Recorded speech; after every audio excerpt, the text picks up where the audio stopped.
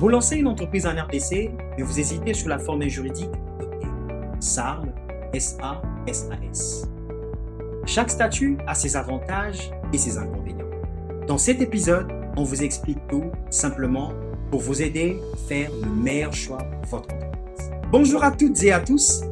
Bienvenue dans ce premier épisode de Usecast, le podcast qui vous aide à comprendre le droit des affaires en République démocratique du Congo sans jargon.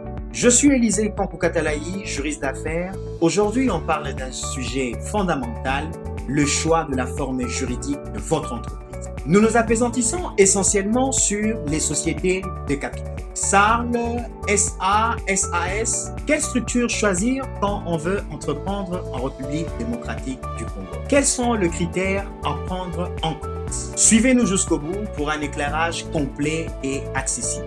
Première question, pourquoi choisir la forme juridique et stratégique? Ce n'est pas une simple formalité. Le choix de la forme juridique détermine le mode de gouvernance, le régime fiscal, la responsabilité des associés, la capacité à lever de fonds et même la crédibilité vis-à-vis des investisseurs ou partenaires. Première forme, entreprise individuelle ou communément appelée établissement, simple et rapide à créer, parfait pour un solo entrepreneur. La responsabilité illimitée, les biens propres peuvent être engagés. Deuxième forme, société à responsabilité limitée ou SARL. Recommandé pour le petit et le moyenne entreprises, on peut retrouver 1 à 100 associés. Le fonctionnement est assez souple, mais très encadré en matière de décision.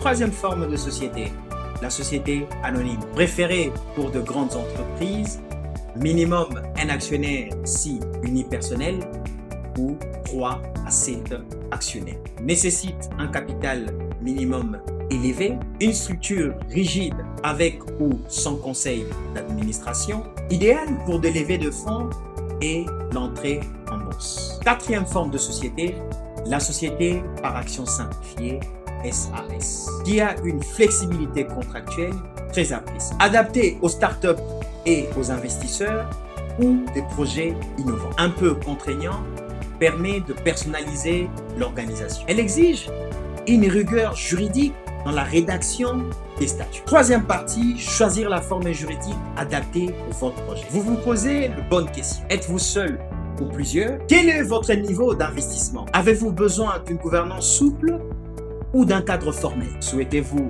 accueillir des investisseurs internes? Quel est votre niveau d'exposition au risque? Un cas pratique. Un commerce familial, la société à responsabilité limitée est idéale. Une start-up tech avec levée de fonds, la société par action simplifiée. Un grand projet industriel, la société anonyme est adaptée à ça. Un consultant ou un freelance, la société unipersonnelle ou un établissement est adapté à ça. Conseils pratiques et erreurs à éviter. Ne copiez pas les statuts d'une autre entreprise sans les adapter. Entourez-vous d'un professionnel lors de la rédaction de vos statuts. Ne négligez pas l'impact fiscal et social. Anticipez l'évolution de votre projet. La forme juridique doit pouvoir accompagner la croissance. Le choix de la forme juridique est une étape fondatrice.